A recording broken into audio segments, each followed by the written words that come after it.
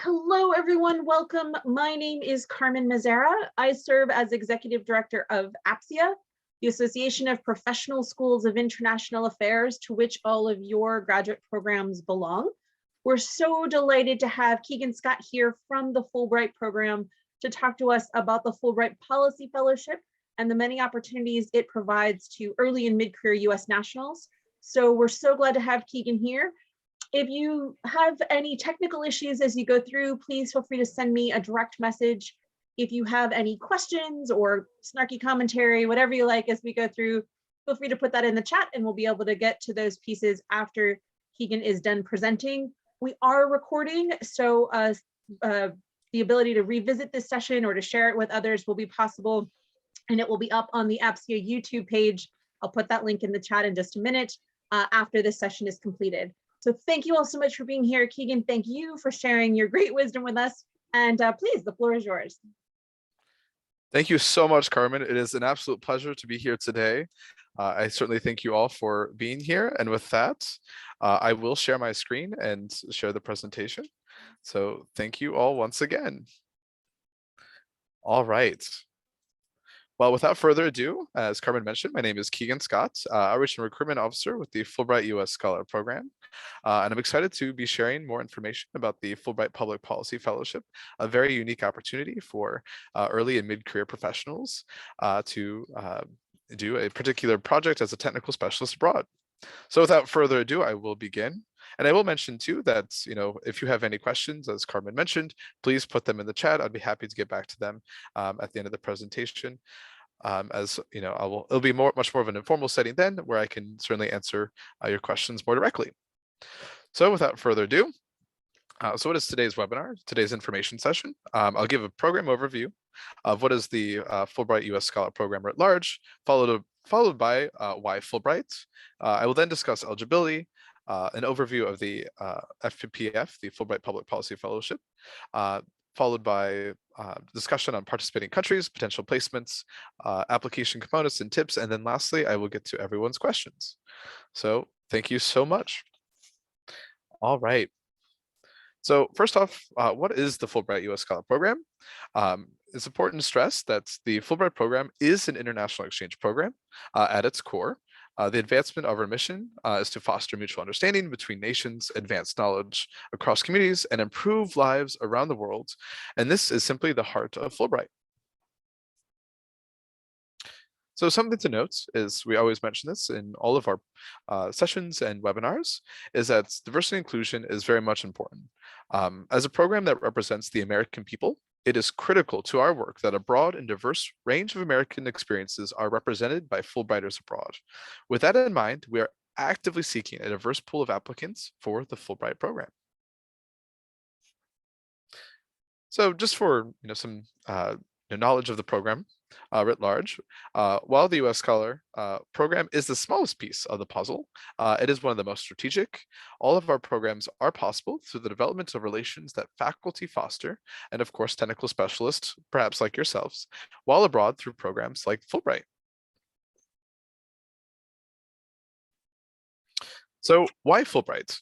We received this question, we received this answer very much, this is across the board from our alumni. Fulbright is transformational. It's an opportunity to foster relationships that are real and lasting. You can expand your publishing network if that is something that you're interested in. You can become a lot more multicultural in the classroom for those who are teaching and such, and you can serve as an ambassador for international exchange.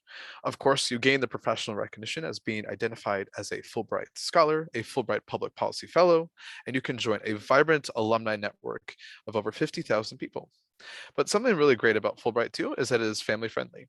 Approximately 60% of our awards, more largely, provide some sort of dependent benefits, and many dependents go on to have international careers themselves. But also what's important to note is that Fulbright is supportive. Within the Fulbright Public Policy Fellowship realm, all 70% of applicants engage with IAE staff. We provide continued support while in country from both IAE as well as the host country staff. And you have access to Fulbright alumni, which is a constant resource. I cannot stress this enough. The Fulbright Scholar Directory, which I'll discuss a little bit later, is an excellent way to connect with folks who have been in who perhaps have been in your shoes and can talk more about their experiences in country.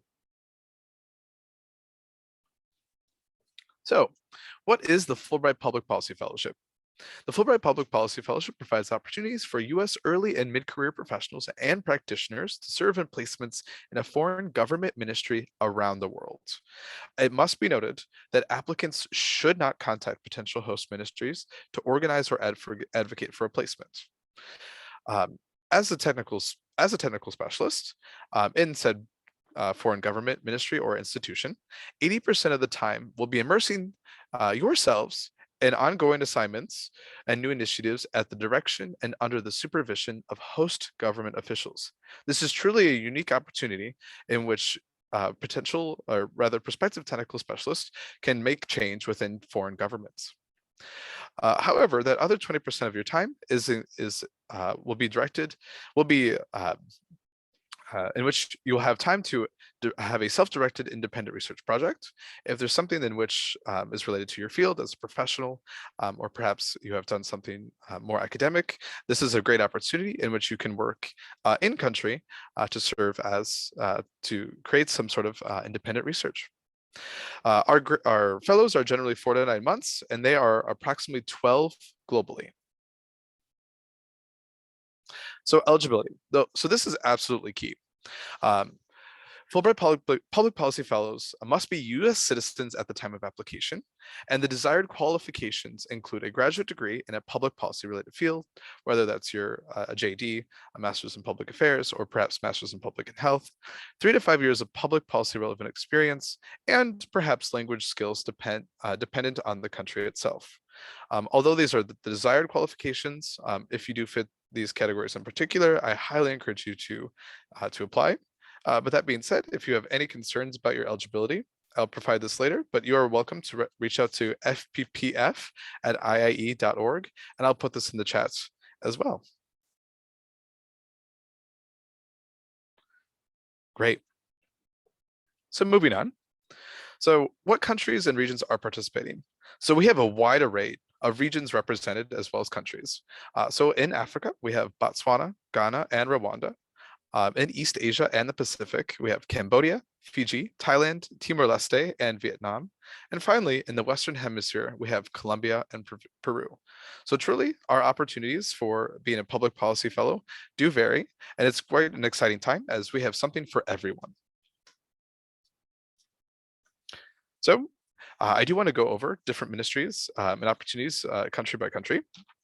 So in Botswana, we have, of course, the potential host ministries listed, but that being said, we have more broadly fields that are preferred.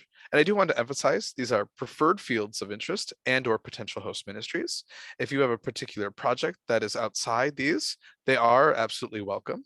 I do recommend contacting, as I mentioned, fppf@iie.org if you have ideas on different institutions or so on, and would like to get a clarification if that would be possible.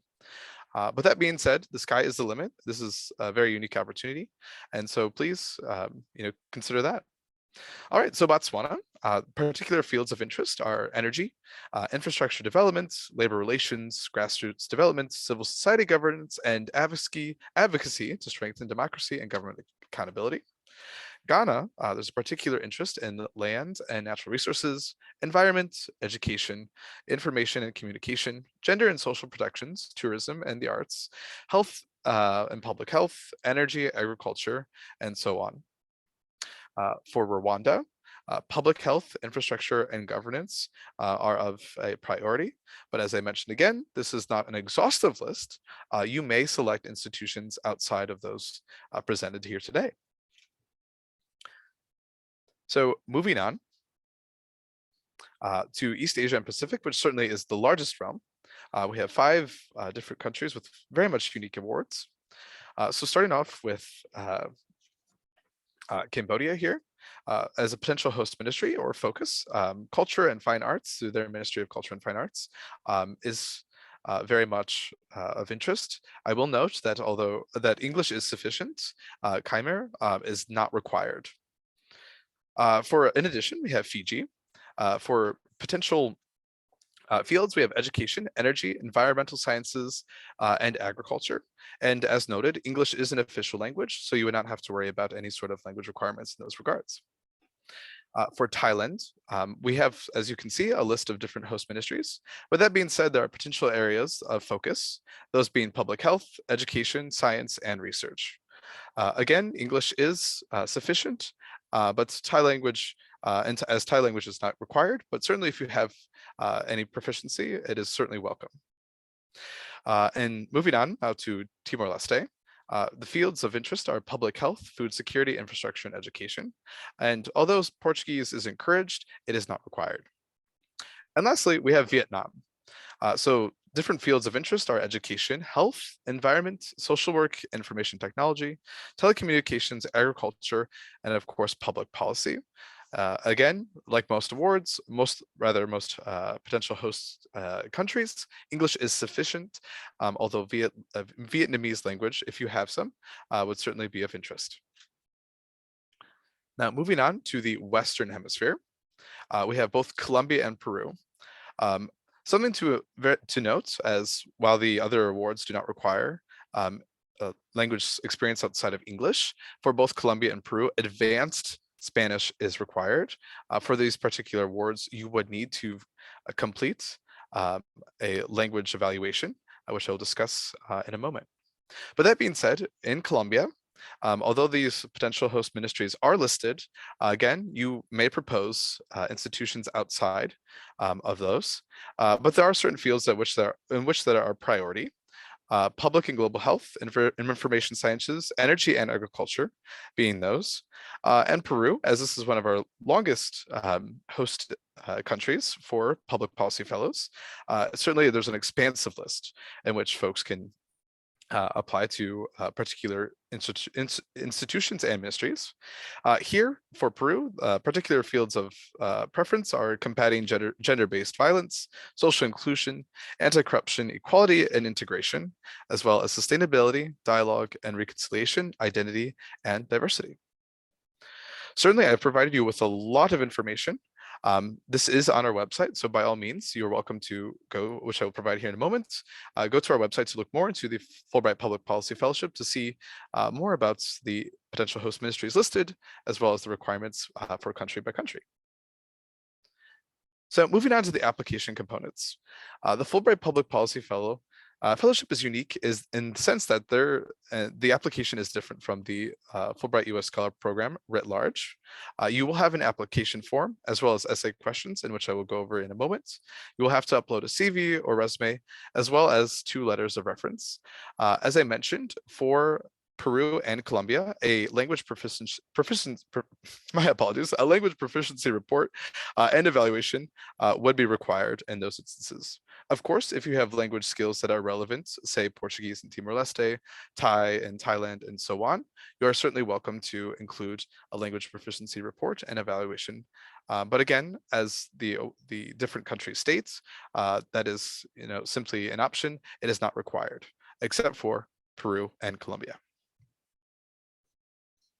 All right, moving on to the essay questions. So as all Fulbright public policy applicants will be required to complete short essay questions to explain their specific strengths as a candidate and motivation for participating. Responses must be clear and compelling to audiences both inside and outside your field. I tell applicants all the time that you can never assume that the review committees know what what your project proposal is, and so on. I highly recommend reaching out to colleagues as well as those in your field to read your application thoroughly to make sure that your proposal makes sense. So what are the essay questions? We'll be asking about experience and skills. What knowledge and experience do you bring to this fellowship? And we would like you to include specific strengths. What is your career trajectory? What have you followed so far, and what are your plans for the future? How does the Fulbright Public Policy Fellowship fit into this path and your future goals? Thirdly, your country selection and preparation. Why have you selected this country? This is very much important as you consider whether or not your project applies, your technical expertise would be valuable. As you are experts in public policy and related fields, I strongly encourage folks to think whether or not, looking at the potential host ministry list, whether or not your field would be relevant and experience would be relevant, but also consider as this is an exchange program, what can you contribute? Are there avenues outside of simply the technical specialist role? Is your independent research project impactful in some way, and so on? And on that note, the research project is the fourth point. So what do you propose to do? State clearly your methodology and nature of your research. Is this quantitative, qualitative, or is this a mixed method proposal, and so on? All right, moving on. So this is very much important. So we get this question frequently: is how does a Fulbright Public Policy Fellow, or rather a prospective Fulbright Public Policy Fellow, submit a strong application? There are 3 points that I very much want to emphasize. Firstly, read the award description carefully. The Fulbright Public Policy Fellowship has this award within the website as well as in our catalog of awards. And this description, although it's a lot to read, contains critical information, including details about eligibility and whether or not there's a potential host institution that would be relevant to your project proposal. Secondly, start your application early and enter your recommender's information as soon as possible. This is really important because you can go through your application. You can certainly save and continue, but you can see what are the necessary parts of your application, so you have a better understanding of what to expect. And thirdly, IIE can support you. As folks are already here, we offer different webinars throughout the application cycle, highlighting awards in different countries and so on. We offer a Fulbright Public Policy Fellowship office hours every month, which I highly encourage folks to attend. This is a great way to have your questions answered live in a Zoom call by IE staff. It's sort of like a group advising session, but it's a great way for those who are applying who have specific questions about your application and so on. And of course, our website is perhaps the most valuable point of information, as it includes application components, parameters, and ways to strengthen your application. And I cannot stress this enough, as the Fulbright Public Policy Fellowship is a unique opportunity within the umbrella of the Fulbright U.S. Scholar Program. You can only apply and receive one award. So with that in mind, as the Fulbright, if you are interested in the Fulbright Public Policy Fellowship, you can only apply to that. You cannot apply to this and say other opportunities within the Fulbright U.S. Scholar Award umbrella writ large. All right. So an idea of what the application timeline is. We launched the Fulbright Public Policy Fellowship Award in February of 2022. Our application deadline is September 15th, 2022. I cannot emphasize this enough. I encourage folks that if you would like to apply, as I mentioned, now is a great time to do so. In November, once you apply, in November and December, the peer review committees will look at your application and make recommendations for future consideration by embassies or the binational Fulbright commissions in the host country. In December 2022, the U.S. embassies or binational Fulbright commissions will oversee the recommended applications, will interview candidates virtually, and consult with host government ministries on candidates. Successful candidates are then nominated for selection. In January 2023, recommended candidates are then reviewed by the Fulbright Foreign Scholarship Board for the ultimate approval. Once that happens, in February or March of 2023, the scholar selections will be announced, and U.S. Embassy host ministry placements negotiations will continue. From then, you will receive your placements and go from there. In July 2023, if you are selected, you will then have pre-departure orientation, and then scholars will depart somewhere between July of 2023 to March 2024. Something again important to note is that when, as I mentioned before, folks can select ministries and institutions outside of those listed. As you know, it is important to note that the U.S. Embassy will negotiate with the host country and placing you in a particular space. So flexibility would be warranted, as it is possible that you could be somewhere somewhere that is outside of your preferred potential host ministry or institution. All right, so stay connected with us. I encourage folks, as I put into the chats, you are welcome to reach out to fppf@iae.org for specific questions. I cannot emphasize this enough, but I highly recommend folks visiting our website at fulbrightscholars.org and FPPF. You're welcome to join an office hour as well. We hold, as I mentioned, monthly office hours to discuss this particular fellowship. And of course, if you would like some inspiration or hear stories of Fulbright US Scholar alumni, I highly encourage folks to follow us on our respective platforms. So with that being said, I know we have different questions in the chat, so I will stop sharing my screen and look to see what questions are there. By all means, if you have questions, please continue posting in the chat. I'll spend the rest of this time going through that. Keegan, our first question is whether FPPF is associated with the Fulbright University in Vietnam at all. That's a really good question. It is not, to the best of my knowledge. Very much, any institutions that are listed are, those particular in government institutions, and so by no means we're related to the Fulbright University in Vietnam. Great, thank you. Our next question is about eligibility, and someone was wondering whether it's required that the applicant has not lived overseas in the last 5 years. Yeah, that's a really good question. And so specifically when it comes to living abroad, you are able to, within the past, and this actually since the 6 years, within the past, if you have lived abroad consecutively more than 5 years, in the past 6. So essentially, if you've only been, say, in the United States a few months in the past 6 years, then you would be ineligible. But that being said, if you've lived less than the 5 years out of the 6-year period preceding the application deadline, which is September 15th, 2022, you are eligible. So there is no preference given to those who have been experienced abroad and so on. That is not a factor within the application process itself. Again, it's just simply the eligibility requirements of having A, you must be a US citizen, but B, if you've spent less than 5 years out of the 6 years preceding the application deadline. So that might affect when someone would choose to turn in their application if they needed to squeak in those last couple months, perhaps.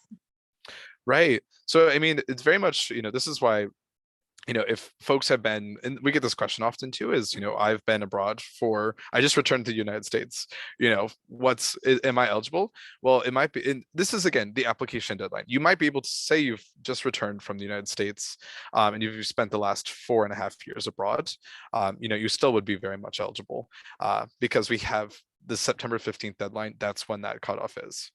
So just be mindful that if you spent since, let's see here, 2016, September 15th, 2016, got to do a little math here, until 2022, if you spent more than 5 years, that would be an issue. And generally, what's important to note is this often refers to academic years as well, academic calendar as well. So usually we would say 9 months within a year is a year span. If people do have questions about this, because we get eligibility specific questions all the time, please email fppf@iae.org and I'd be happy to determine if you are eligible or not for this particular award. Thank you for that hands-on approach. Our next question is, how important is experience related to your chosen country? So should someone apply to the country they're most interested in or the one they have the most experience with? That's a really good question. I have to say it's a bit of a balance in the sense of, first off, part of it is, what is your expertise and how does it relate to that country? So that's really important to note, is that what's being evaluated is your impact. If you are, say, you do speak Spanish and you have, expertise in education, and by all means, the Ministry of Education in Peru is looking for someone. And so, that would be line up. But say you've never been to Peru, we understand, that's okay. There's no expectation here that everyone has been to that country or so on. But in your application, if you think that you can translate your skills in that way, if you think you understand, what's going on the ground and can articulate that in your application, as well as provide information about your research project, by all means. But this is holistically, looking at what is your cultural compatibility, adaptability, and so on, as well as the impact. And so, it is tricky, but again, keep that in mind when it comes to your holistic application, to stress, explain how your skills can actually match up with that place, as well as, how do you think you can adapt? That is a question, that is important, is what is the adaptability? Because of course, as you see with these 10 different countries, each varies, and their approaches to public policy, their internal structures, and so on. So I really encourage folks, to do a little bit more research, if, as I mentioned, you cannot reach out to these ministries or institutions, but you're certainly welcome to either contact previous Fulbright US Scholar alumni to see different projects or what their life was like. In some instances, we do have, for example, Peru, the commission is a really great resource. And so in general, doing a little bit more research to say, okay, this would match or this would fit, that's really helpful. And how would they find the right alum to reach out to, or information on the commissions? Yeah, this is really great question. I'm going to share my screen again because I really want folks to really understand, to see some of the resources in which I've been highlighting today. So if folks will give me one moment here, I'll share my screen again. Yeah, so on FulbrightScholars.org, this is again the one-stop shop for a lot of the information I provided today. And at the top right, you have the Connect tab. Within that tab, there are several important resources in which you can, help prepare your application. One of which, as I mentioned, is that we have the office hours. You can, click join an office hour and scroll down to find the Fulbright Public Policy Fellowship office hours, which are held monthly. But in addition to that, if you scroll down to the Fulbright Scholar directory, this is a really great resource to see the program from 30,000 feet. So in here, you can search by countries, for example, which I encourage folks to do. So for example, if someone is interested in Botswana, for example, you can look for Botswana, and then you can click on the Fulbright US Scholar Program, and then you can search to see what alumni have been doing particular projects there. I will say that Peru is the only program that has reoccurring Fulbright Public Policy Fellows. So with this is simply the program, the larger program. But that being said, it's still really valuable to see, what kind of projects people were doing, and you can reach out to these folks to say, oh, what was your time like in Botswana? What did that look like? And if someone is even vaguely related, for example, if someone is doing an energy project is interested in working with energy in Botswana, by all means, this is a really great resource. So again, search by country to see, who has been where, and reach out. And of course, if folks have particular questions, I'm happy at fppf@, IAE.org. I'm happy to try to connect some pieces together. But a lot of the onus is on the actual applicant themselves to reach out and try to do a little bit more research using your own network and so on. Thank you. And lots of great questions. Thanks, everybody. Keep them coming in. One quick point of clarification. On an earlier slide, you used the number 12. Does that mean 12 fellows, 12 months? What is the unit that goes with that number 12? Yeah, my apologies for that. So this is approximately 12 fellows. So this is based on funding.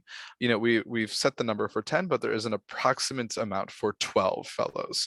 So we're expecting to have, select 10 fellows around the globe. And I must clarify this too, that this doesn't necessarily mean each country.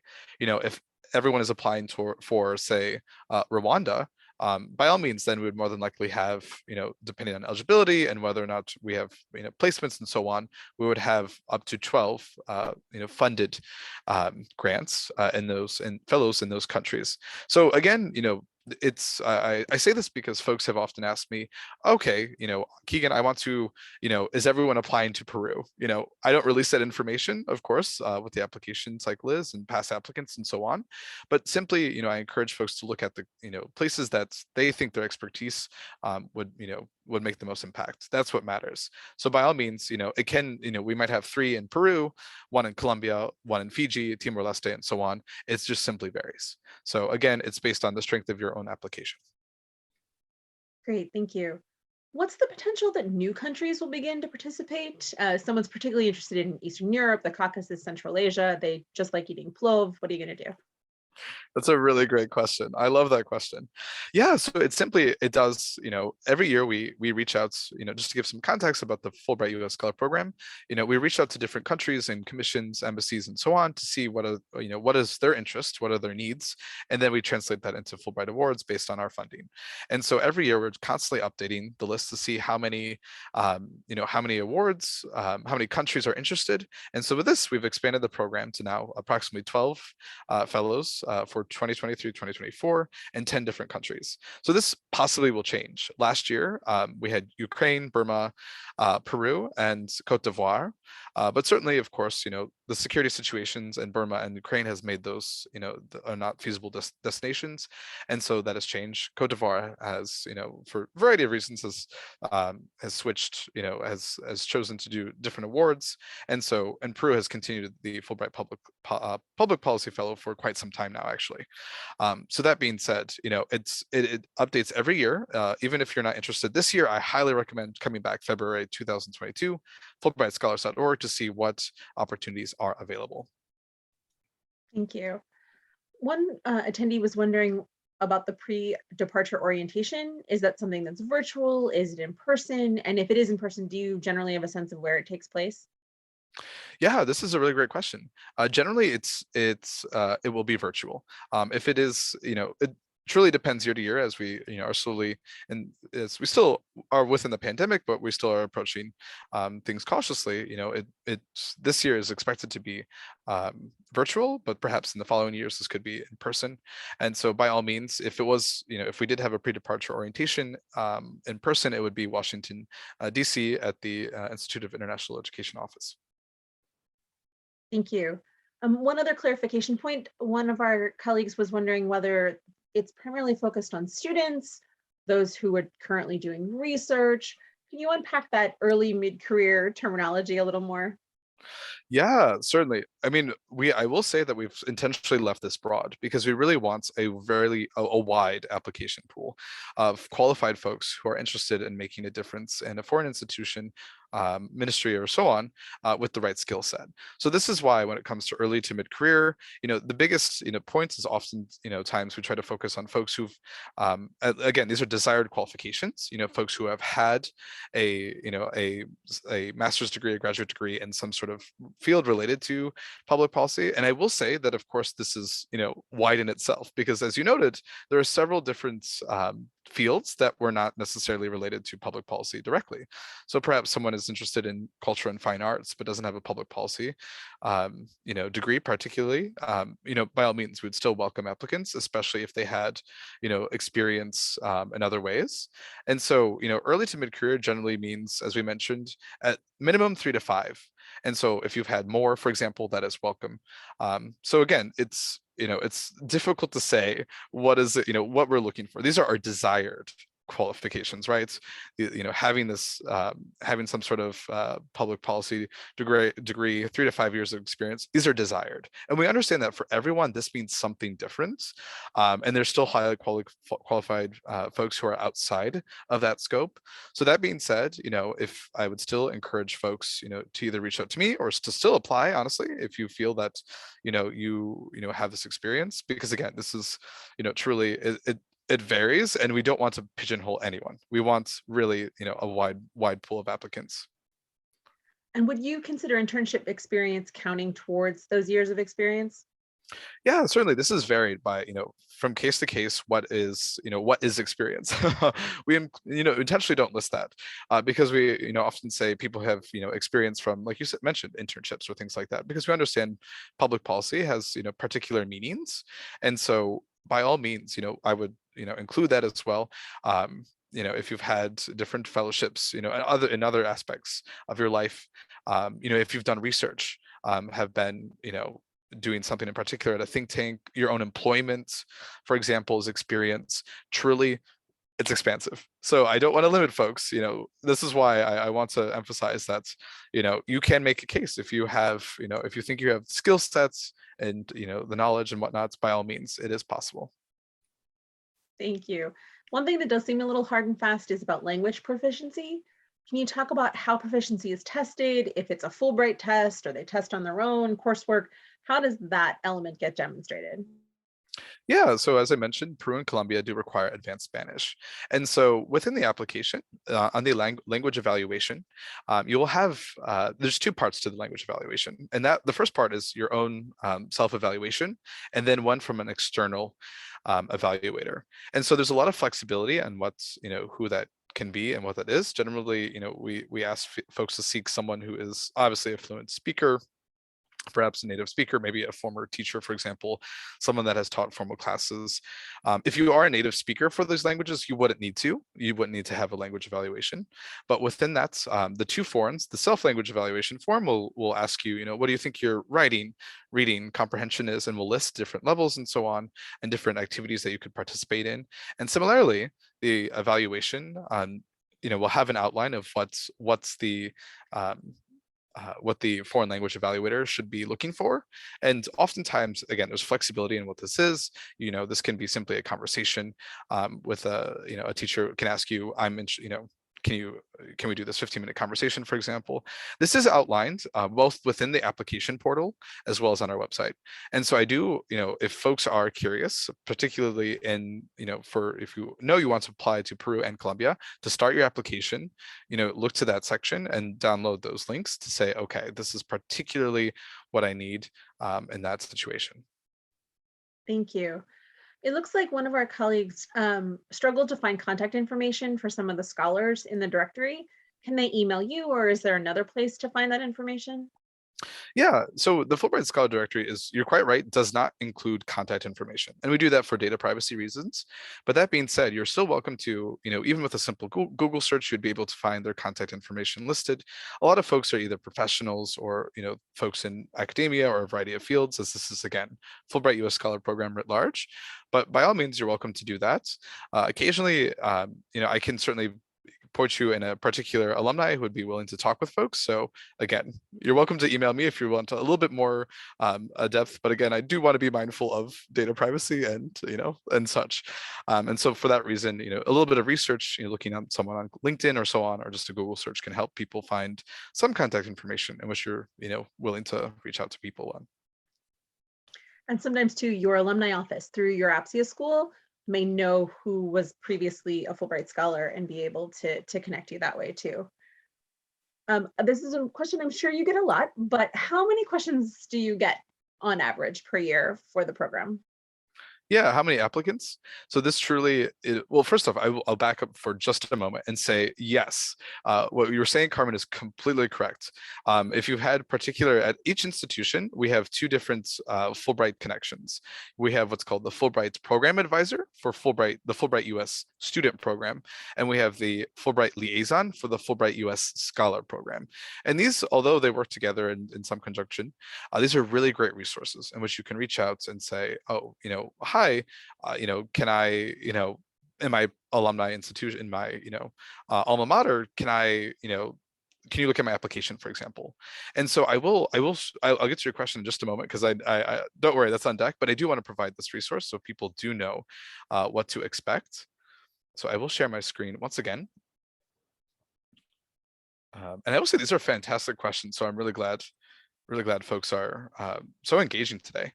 So under US institutions, you'll have a list of different particular stakeholders for US institutions, but one of them is the Scholar Liaison Network. And this is a really great resource in which folks can use to see who was at their institution and whether or not they'd be willing to look at your application. So for example, we have, you can search by states, city, and so on, and it'll provide a list of different folks who you can reach out and contact. Again, a really great resource that I highly recommend using. To your question about applicants, we simply do not reveal that information. So I know that's something that's very different from the Fulbright student program.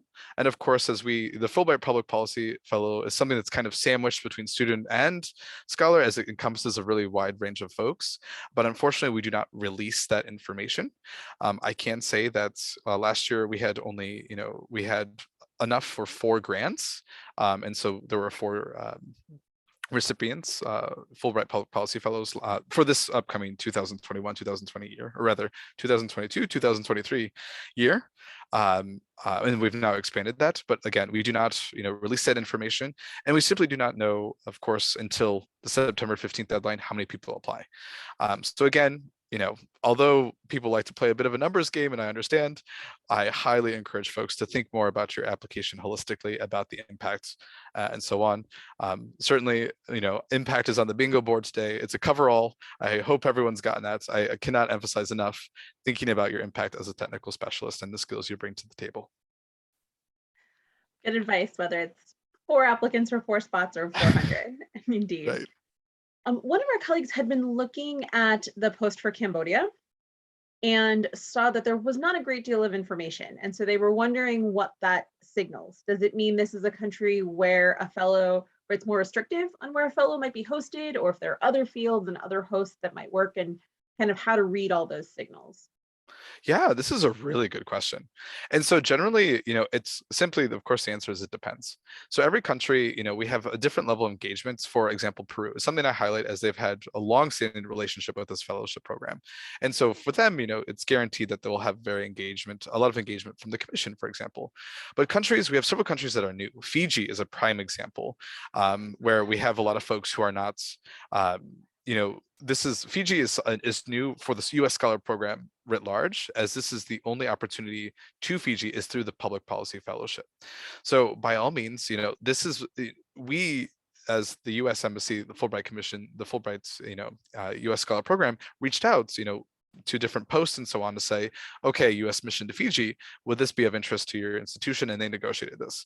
So as you can imagine, the program is a bit of a beast because we're negotiating with 10 different governments, specific institutions, and so on, which is why I emphasize the need for flexibility, because indeed, even the institutions listed for Cambodia might not be, it might be there's something of interest outside of that. So that's simply, the ones that we've had most successful contact with and so on. And by all means, this is the conversations happening between the embassies and the post with that government and so on. So I wouldn't read into it so much.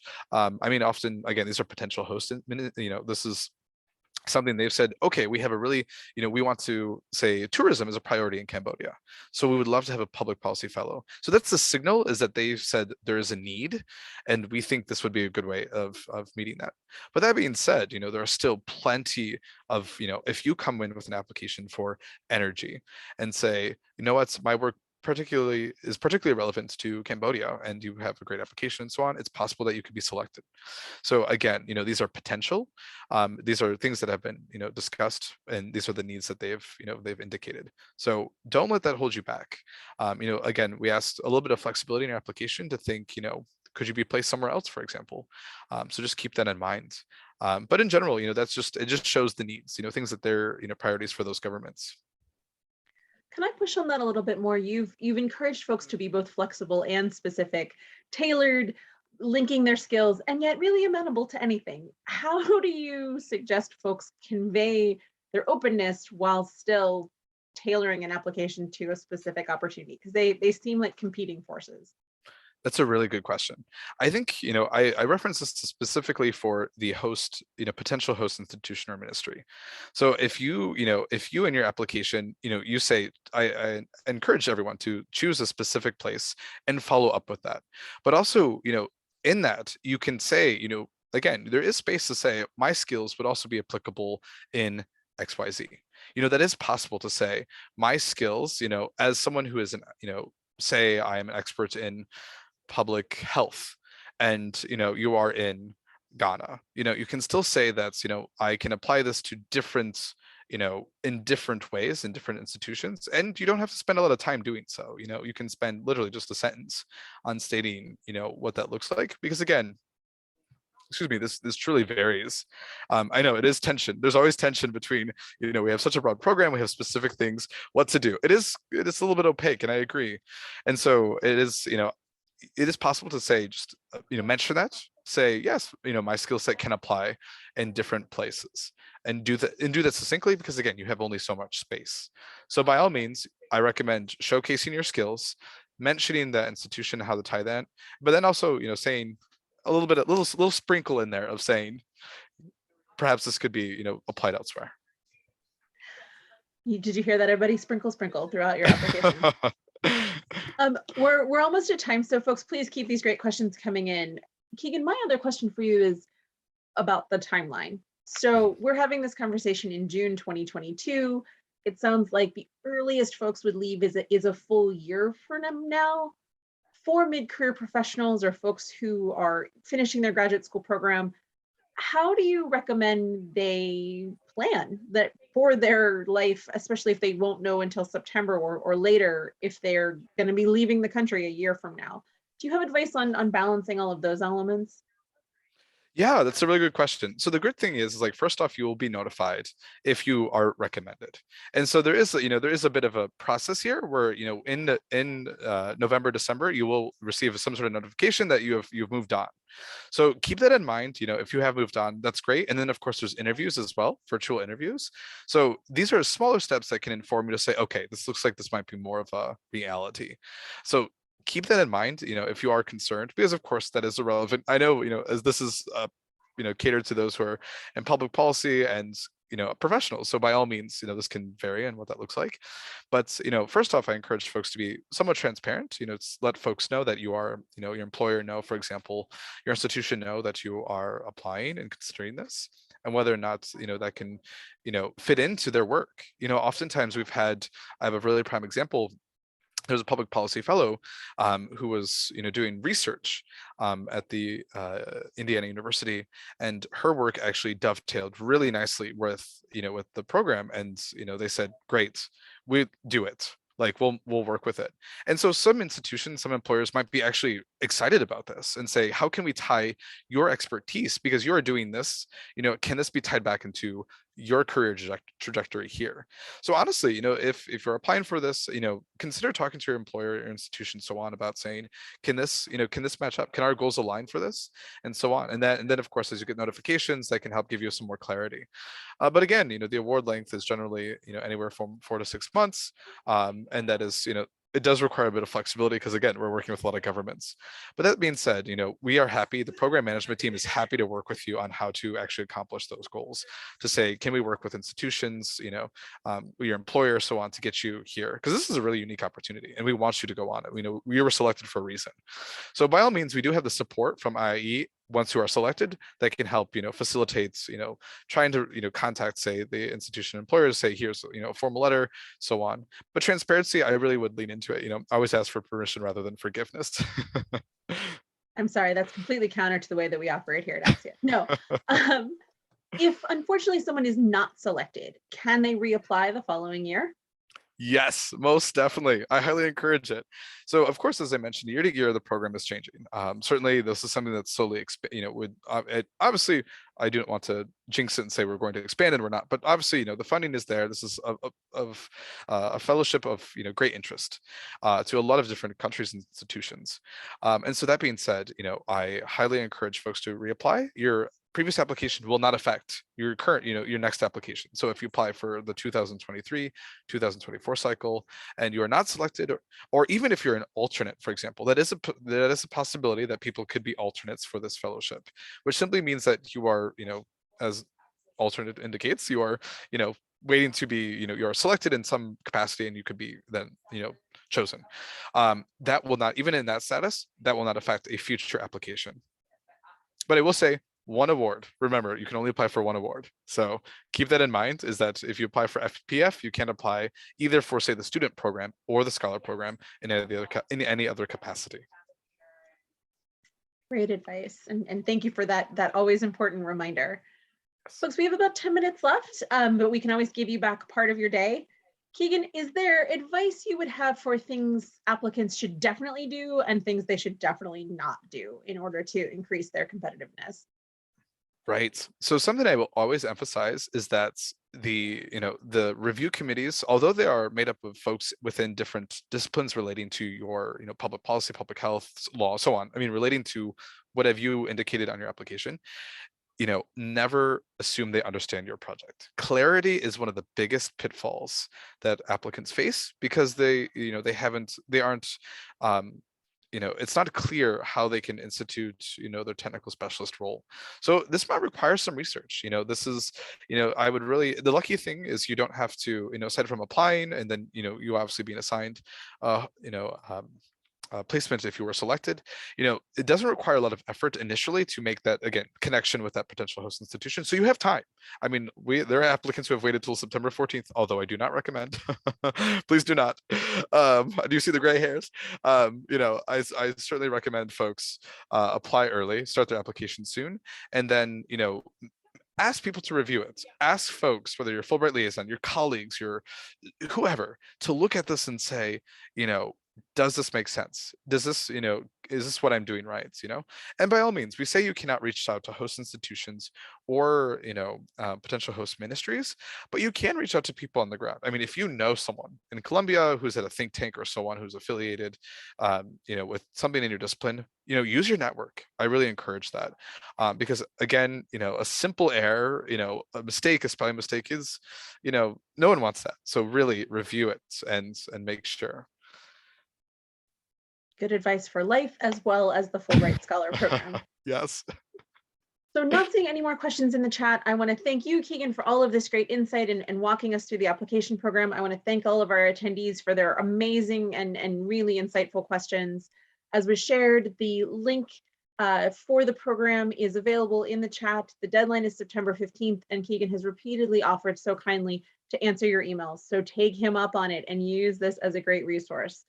As was also mentioned, this recording will be available on the APSIA YouTube page later today, and I will put that address one more time in the chat, and you'll get an email from me with that link as well. So thanks to all of you. Good luck. I want to see lots of applicants from the APSIA family succeeding in the Fulbright program at any level, and we look forward to seeing you at a future APSIA webinar. Thanks, everyone.